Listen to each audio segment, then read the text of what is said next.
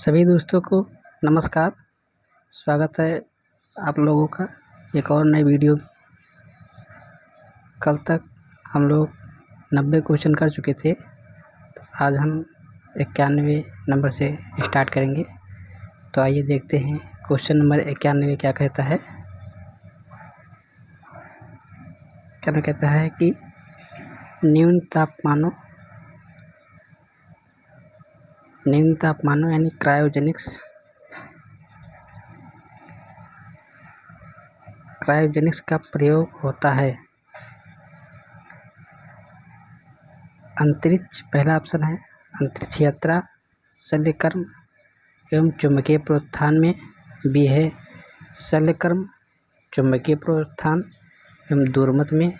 सी है अंतरिक्ष यात्रा, शल्यकर्म और दूरमत में। डी है अंतरिक्ष यात्रा, चुंबकीय प्रोत्थान एवं दूरमत में। तो इसका जो सही उत्तर है वो ऑप्शन नंबर डी होगा।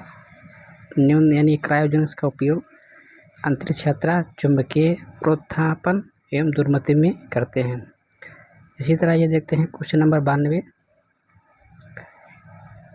तेज हवा वाली रात में ओस नहीं बनती है, क्यों? डैश।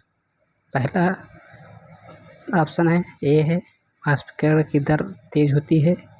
बी है हवा में पानी कम होती है। सी है तापमान ऊंचा रहता है। डी है आकाश साफ नहीं होता है। तो तेज़ हवा में वाष्पीकरण की दर इसलिए अधिक होती है क्योंकि हवा अधिक तेज़ चलती है, जिसके कारण ओस नहीं बनती है। तो इसका उत्तर है ऑप्शन नंबर 1 यानी ए। इसी तरह आइए देखते हैं क्वेश्चन नंबर 93। ठोस कपूर से कपूर वाष्प बनने की प्रक्रिया को कहते हैं। यानी ठोस कपूर से जब कपूर वाष्प में बदल जाता है तो उस क्रिया को क्या कहते हैं? पहला है ए है वाष्पीकरण, बी है हिमीकरण, सी है पिघलना और डी है ऊर्ध्वपातन। तो इसका जो सही उत्तर है वो ऑप्शन नंबर डी है ऊर्ध्वपातन। इसी तरह ये देखते हैं प्रश्न संख्या 94। मनुष्य आर्द्रता से परेशानी महसूस करता है, इसका निम्न में से उपयुक्त कारण क्या है? आप लोगों ने कभी देखा होगा कि गर्मियों में आर्द्रता कम के कारण होता ये है कि पसीना ज़्यादा आता है। तो पहला है अधिक पसीना आना, बी है कम पसीना आना, सी है पसीना का आर्द्रता के कारण वाष्पी नहीं होता है, डी है उपरोक्त में से कोई नहीं।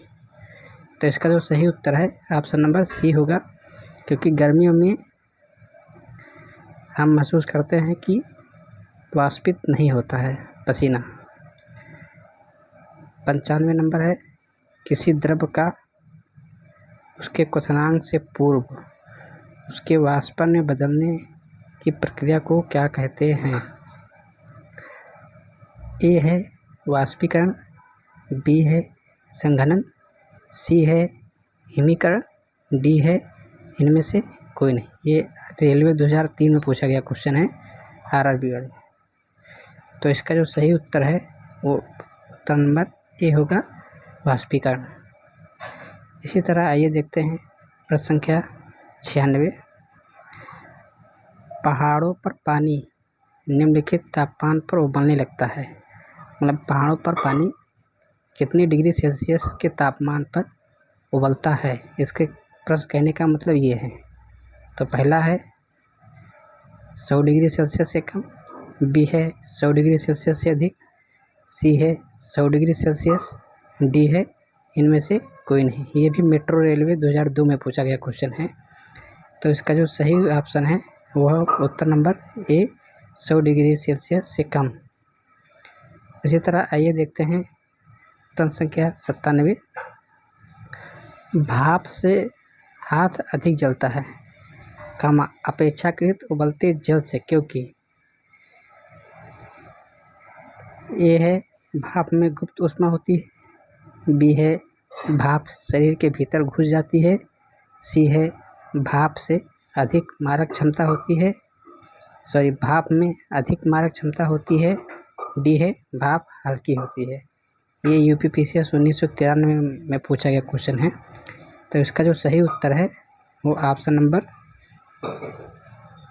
ए, क्योंकि भाप में गुप्त ऊष्मा होती है, इस कारण हाथ अधिक जलता है।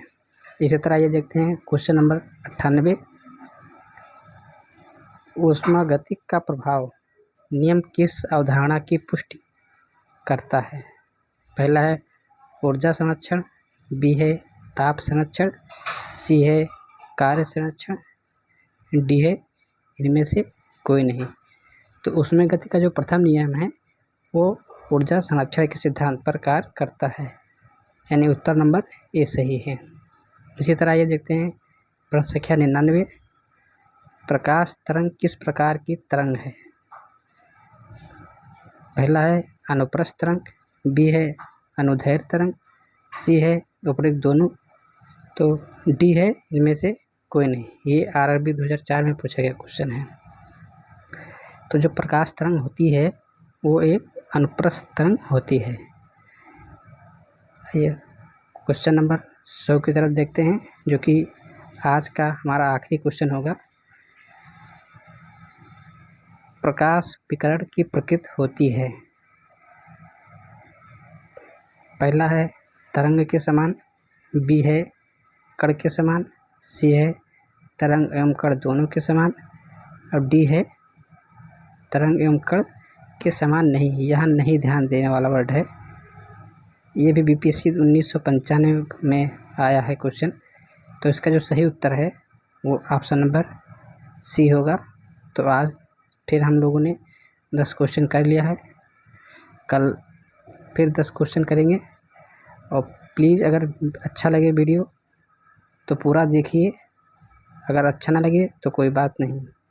तब तक के लिए नमस्कार, जय हिंद।